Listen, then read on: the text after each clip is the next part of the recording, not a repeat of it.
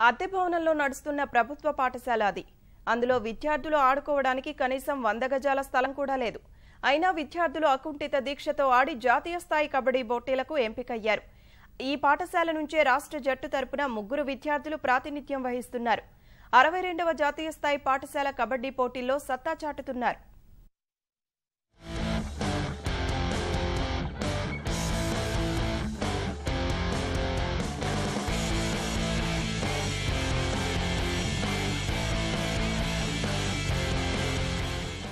సరైన శిక్షణ ప్రోత్సాహం ఉండాలే కానీ క్రీడాకారులు రాణిస్తారనడానికి మచ్చుతొనక నల్గొండలోని బొట్టుగూడ ప్రభుత్వ ఉన్నత పాఠశాల విద్యార్థులు.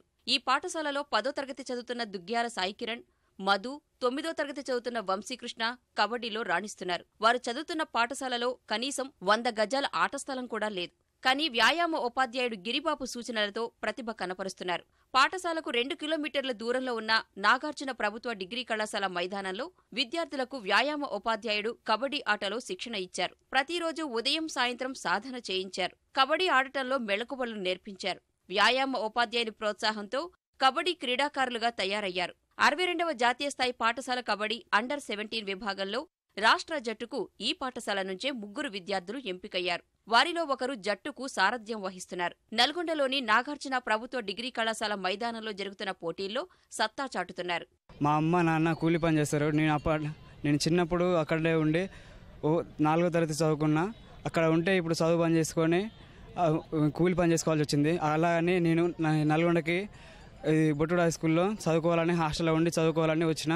అలాగే మా పీటీ సార్ గారు మా స్కూల్లో గ్రౌండ్ లేకున్నా రోజు ఎన్జీ కాలేజ్ గ్రౌండ్లో తీసుకొచ్చి బాగా ప్రాక్టీస్ చేయించి నేను 4 సంవత్సరాల నుంచి 4వ సంవత్సరం రన్నింగ్ ఇది. ఇంతకుముందుకు నేను 4 సార్లు రాష్ట్ర స్థాయిలో పాల్గొన్నాను. ఇది 5వ సారి నా జాతీయ స్థాయి ఆడుతున్నాను. అండర్ 17 2 రాష్ట్ర స్థాయిలో ఆడి ఒకటి నేషనల్ జాతీయ స్థాయిలో ఆ క్రీడాకారులు ఈ ఇయర్ కెప్టెన్గా నేను ఆడడం నాకు చాలా ఆనందంగా ఉంది. మా తెలంగాణ జట్టుకు ఇంకా కెప్టెన్గా వహించడం నాకు చాలా ఆనందంగా ఉంది. నేను లాస్ట్ 2 ఇయర్స్ నుంచి చాలా కష్టపడి స్పోర్ట్స్ అథారిటీ ఆఫ్ ఇండియా అనే సాయి హాస్టల్కి సెలెక్ట్ అయ్యి అక్కడనే ఉంటున్నాను.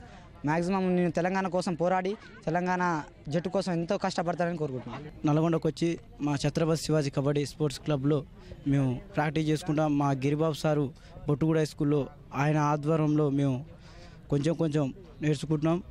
నేర్చుకొని ఈ స్థాయికి వచ్చినాం. తెలంగాణ తరపు నుంచి ఇంకా పోరాడి ఇంకా సాధిస్తాం. నిరుపేద కుటుంబానికి చెందిన ఈ విద్యార్థులు జిల్లా కేంద్రంలోని ప్రభుత్వ వసతి గృహంలో ఉంటూ చదువుకుంటున్నారు. రెక్కాడితే గాని డొక్కాడని కుటుంబం నుంచి వచ్చిన క్రీడాకారులకు కావలసిన పరికరాలు, పౌష్టికాహారం అందించాల్సిన అవసరం ఉందని కోచ్ గిరిబాబు కోరుతున్నారు.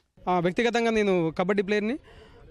ఆ క్రమంలోనే నేను మంచి క్రీడాకారులను తయారు చేయాలనే ఉద్దేశంతో వేసవి కాలంలో మంచి క్రీడాకారులు ఎక్కడైతే ఉన్నారో వాళ్ళ దగ్గరికి నేనే వెళ్ళి వాళ్ళకి క్రీడల ద్వారా జరిగే లాభాలని వివరించి వారిని మా స్కూల్లో అడ్మిషన్ ఇప్పించి, అలాగే ప్రభుత్వ హాస్టల్లో ఎస్సీ, ఎస్టీ, బీసీ హాస్టల్లో వారికి ఉండటానికి వసతి సౌకర్యం కల్పించి ఉచితంగా మేము ఈ క్రీడా సేవ చేస్తున్నాం. ఇప్పుడు జరుగుతున్న ఎస్జీఎఫ్ అండర్ 17 బాయ్స్ కబడ్డీ పోటీల్లో, జాతీయ స్థాయి పోటీల్లో మా స్కూల్ నుంచి 3 క్రీడాకారులుగా ఇక్కడ జాతీయ స్థాయికి సెలెక్ట్ కావడం జరిగింది. ఆ 3 కూడా ప్రధానమైన క్రీడాకారులు మరియు మన తెలంగాణ రాష్ట్ర జట్టు గెలుపు ఓటములు సాధించే క్రీడాకారులు.